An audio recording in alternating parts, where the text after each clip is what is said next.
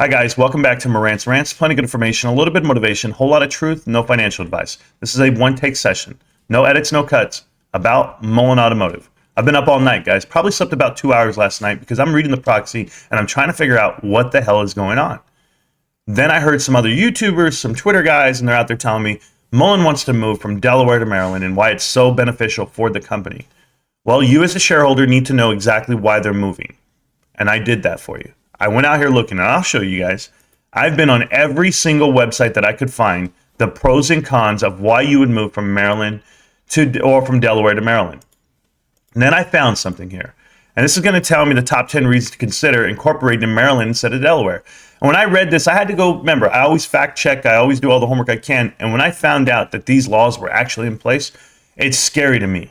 And I'm fearful for a lot of people, but I want people to hear it straight as it is. And I'm not even going to read them all because some of them are not going to really work out for MULN Automotive, but the ones that are, you guys need to pay attention. So let's go down the list. Right here, it's going to tell you the ability of Maryland corporations to increase authorized shares without stockholder approval under optional charter provision. Now, I have seen companies increase the authorized shares before, but that was after via proxy vote, kind of like they're doing right now. And it's on the vote itself. But that whole ledger, as far as what you can vote for, compensation, float increasing, and then, of course, moving to Maryland.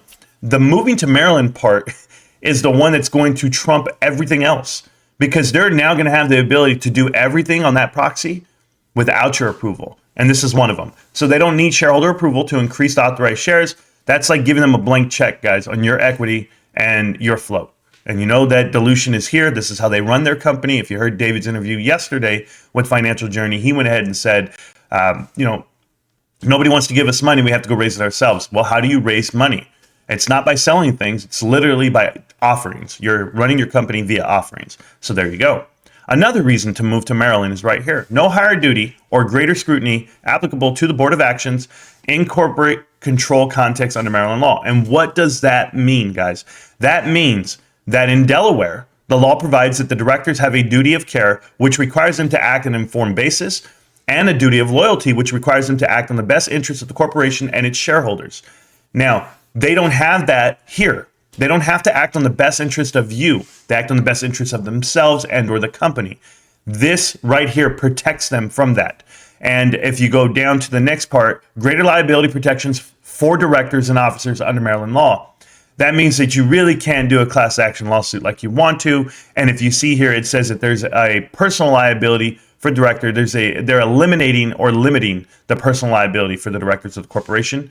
And it's stockholders for monetary damages for breach of fiduciary duty to the director as a director, other than the liability of a director for any breach of the director's duty of loyalty to the corporation and its shareholders. Any acts or omissions not in good faith or which involve intentional misconduct of knowing violation of the law, unlawful dividends, stock repurchases, or redemptions, or any transaction from which the director derived an improper personal benefit, meaning he can do exactly what he's doing and you can't sue him. And if you do, there's a cap to it. These guys are looking for protection. They have done everything wrong and they're looking for protection. Maryland's going to give the board of directors protection. It's also going to be able to dilute their flow infinitely. Now, all of this means that as we keep going through, the stronger anti-takeover protections available under Maryland law, you already can do that. All right, you can already dilute this float. You can already go ahead and use those preferred shares that cover the whole float right now. So there's nothing that they really need to do on that end. I'm just letting you know they have over, I believe, 2.5 to 3 billion shares worth in the preferred shared units because Class A shares vote 1,000 to 1. B shares 25 to 1, C shares 25 to 1, and they have plenty. So I don't believe that's the reason why they're doing it. He might paint it up that way, but that's not the truth. I'm going to show you the two real reasons why. More limited stockholder inspection rights under Maryland law, meaning, and when you're in Delaware, okay, regardless of how many shares you have, how long you've held them, you can actually ask for an inspection of the corporate stock ledger, list of the stockholders, other books of records, subject to certain conditions. You can ask for that.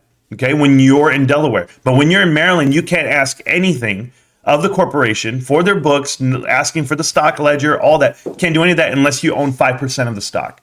So it's less oversight, less transparency. They go to Maryland. They can do exactly what they've been doing on a larger scale, and that's just going to be terrible.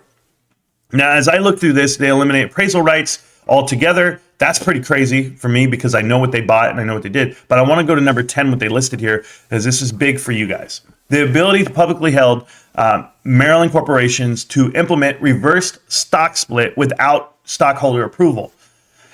Yes, I know. Reverse stock splits happen, guys. Usually they happen in defense of what is a compliance rule with the NASDAQ, with the New York Stock Exchange. And in this case, MULN Automotive did a 25-1 and didn't ask anyone for approval. They had to do it out of necessity. That's going to be happening really soon as well, a matter of days from now, because of the stock price where it's going. But under Maryland law, under the guidance of what Maryland allows you to do, they do not need your shareholder approval to do it. So what does it mean to vote for them to go from Delaware to Maryland? Sam, it's Maryland, not Maryland. But I'm going to tell you what it means, guys. It means that you're going to write your own certificate, right? You're going to write your own grave, your own eulogy. It's going to happen. They're going to gut you like they have. If I bought shares 6 months ago, I'm down 99%. If I bought shares 3 months ago, I'm down 99%. I'm not making up this number. I'm literally telling you guys, the new shareholder, the one that's pushed out in front of you right now, the bag holder, the ones that all eyes on me right now, they're the ones being taken. There is no corporate money. Look, guys, I'm just going to tell you right now, there's no venture capitalists dying to invest into what MULN Automotive is doing. No one's out there. If they were successful, if they were running their company properly, they could do a pitch deck. They could go out there and present their case to numerous VCs and raise money the right way. They won't do that. They are a publicly traded company. Therefore, they're going to take money from the public. And what are they going to give you back? Less oversight, more stock manipulation via within. If you guys think the share intel was a great hire, go look at the news from HYMC. They just put out a pub piece this morning to tell you that they hired share intel. HYMC has direct ties to AMC movie theaters and the manipulation of the market itself via private equity. We talked about that 2 years ago. Full circle, we're here, and what do we tell you? Follow the money. Know exactly what to avoid. And unfortunately, no one's going to tell you that this Maryland move is the nail in the coffin for you. I vote no if I were a shareholder, but I'm not. I'm just the odd man looking out, the good Samaritan, the best I can be. I'm not short on the stock. I'm not long on the stock. I just want to bring awareness to it. Educate yourself, millionaires. Do your best. Me, I buy GameStop. Can't stop, won't stop, GameStop. I'm going to see you around, millionaires. Try to get some sleep. Peace.